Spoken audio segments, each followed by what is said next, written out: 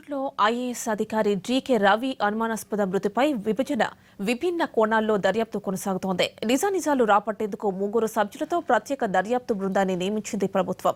సంఘటనా స్థలాన్ని బట్టి చూస్తే అది ఆత్మహత్య అయి ఉంటుందని భావిస్తుండగా దానికి దారితీసిన పరిస్థితులు ఏమై ఉంటాయనే కోణంలో ఆరా తీస్తున్నారు పోలీసులు. సూసైడ్ నోట్ లేకపోవడం కూడా పలు అనుమానాలకు తావిస్తోంది.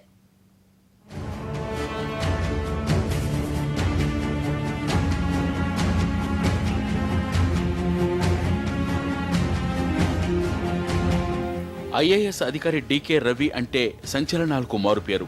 ఇంతవరకు పనిచేసిన అధికారులకు భిన్నంగా ఎలాంటి ఒత్తిళ్లకు లొంగకుండా విధులు నిర్వహించటం ఆయన ప్రత్యేకత. ముక్కుసూటిగా పోయే రవి ఆకస్మికంగా మరీ ముఖ్యంగా అనుమానాస్పదంగా చనిపోవడం మరో సంచలనానికి దారితీసింది.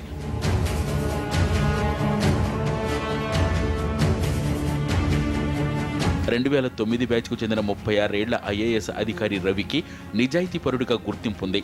గతంలో కోలార్ డిప్యూటీ కమిషనర్గా పనిచేసిన ఆయన ల్యాండ్ మాఫియా, శాండ్ మాఫియాలపై ఉక్కుపాదం మోపారు.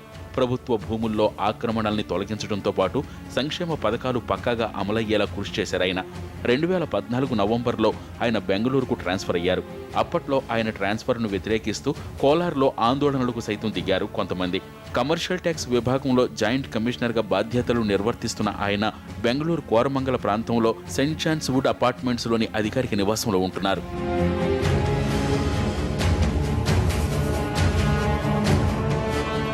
సోమవారం ఉదయం రవి ఆఫీస్కు వెళ్లలేదు. మధ్యాహ్నం లంచ్ వరకు ఆయన ఆఫీస్కు రాకపోగా ఉదయం 11 గంటల తర్వాత ఆయనకి ఎవరు ఫోన్ చేసినా స్పందించలేదు. దీంతో ఆయన కార్యాలయంలో పనిచేసే 2-3 ఉద్యోగులతో కలిసి ఇంటికొచ్చారు భార్య కుస్మ. అయితే ఎంతకీ తలుపు తెరవకపోవడంతో కుస్మ దగ్గర గల డూప్లికేట్ తాళం చెవితో తలుపు తెరచి లోపలికి వెళ్లారు. ఇంట్లో ఫ్యానుకు గుడ్డముక్కతో వేసిన ఉరికి వేలాడుతూ రవి కనిపించడంతో నిర్ఘాంతపోయారంతా.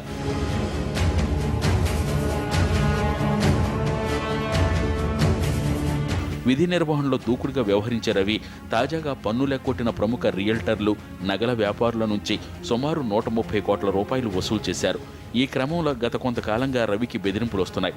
రవి అనుమానాస్పద మృతి గురించి తెలియగానే కర్ణాటక హోంమంత్రి కేజే జార్జ్, విద్యుత్ మంత్రి డీకే శివకుమార్, కోలార్కు చెందిన కాంగ్రెస్ నేత ఆర్కే రమేష్ కుమార్, సీనియర్ అధికారులు హుటాహుటిన ఆయన ఇంటికి చేరుకున్నారు. రవి మృతిపై అన్ని కోణాల్లో దర్యాప్తు చేయాల్సిందిగా పోలీసుల్ని ఆదేశించారు హోంమంత్రి జార్జ్.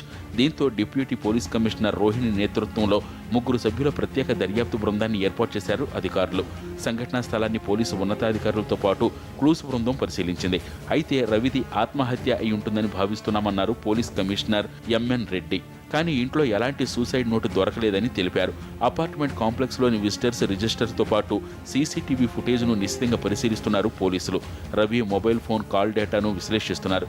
ఎవరి నుంచైనా వచ్చిన ఒత్తిళ్లకు తట్టుకోలేక రవి ఆత్మహత్యకు పాల్పడ్డా అనే కోణంలో కూడా ఆరా తీస్తున్నారు పోలీసులు. పోస్ట్మార్టం రిపోర్ట్ కూడా వచ్చిన తర్వాత రవి మృతిపై మరింత స్పష్టత వచ్చే అవకాశం ఉంది. మొత్తానికి నిజాయితీపరుడైన ఓ ఐఏఎస్ అధికారి అనుమానాస్పద స్థితిలో చనిపోవడంపై సర్వత్రా విస్మయం వ్యక్తమవుతోంది.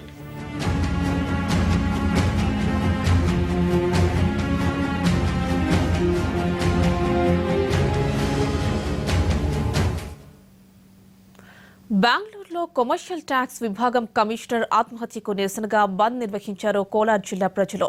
నిజాయితీ గల ఐఏఎస్ అధికారిగా గుర్తింపు పొందిన జీకే రవికుమార్ కోరమంగళ ఏరియాలోని తన ఫ్లాట్లో ఆత్మహత్య చేసుకున్నారు. కోలార్ కలెక్టర్గా శాండ్ మాఫియా భూ కబ్జాదారుల్ని కటకటాలు వెనక్కు నెట్టిన ఘనత అయిందే. కమర్షియల్ ట్యాక్స్ విభాగానికి వచ్చిన తర్వాత పన్ను ఎగ్గొట్టిన రియల్టర్లు, జ్యువెలరీ షాప్ల నుంచి 129 కోట్ల రూపాయల పన్నులు వసూలు చేశారు. అంతర్జాతీయ మాఫియా దందాల్ని, అక్రమాల్ని బయటపెట్టారు. కొద్ది రోజులుగా ఆయనకు మాఫియా నుంచి బెదిరింపులు వస్తున్నాయి. ఈ సమయంలో ఆయన ఆత్మహత్య చేసుకోవడం సంచలనం సృష్టించింది.